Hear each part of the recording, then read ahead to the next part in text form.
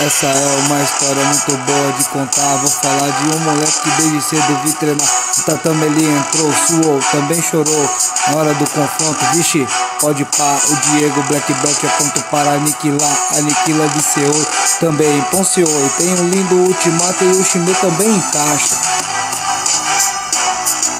Diego, Black Belt sonhador, lutou com muita garra e o Paulista conquistou. Diego, moleque dedicado, nos tornando muito honrado, a faixa preta conquistou. Diego, Black Belt sonhador, lutou com muita garra e o Paulista conquistou. Diego, moleque dedicado, nos tornando muito honrado, a faixa preta conquistou. Agora ele faz parte de um grupo bem seleto. Seja bem-vindo, faixa preta. Aqui é muita treta, tem que dividir, tem que distribuir o conhecimento, seu discernimento, a sua atitude, que o exemplo nunca mude. Parabéns, moleque, por mais essa atitude.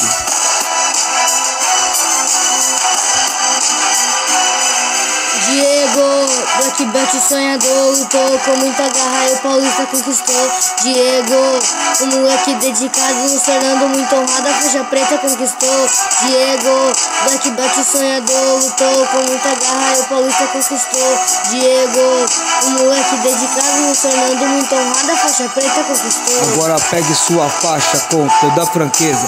Olhe bem pra ela e veja quanta fortaleza. Ela traz a nossa história, traz a sua história. História promissora sem nenhuma emissora. Caminho é suave, solitário e incerto. Acredite, negou, pra Deus tá tudo certo.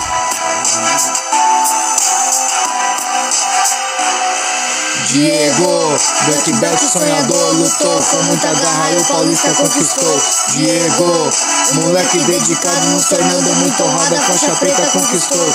Diego, Black Belt sonhador, lutou com muita garra e o Paulista conquistou. Diego, moleque dedicado, nos tornando muito honrado, a faixa preta conquistou.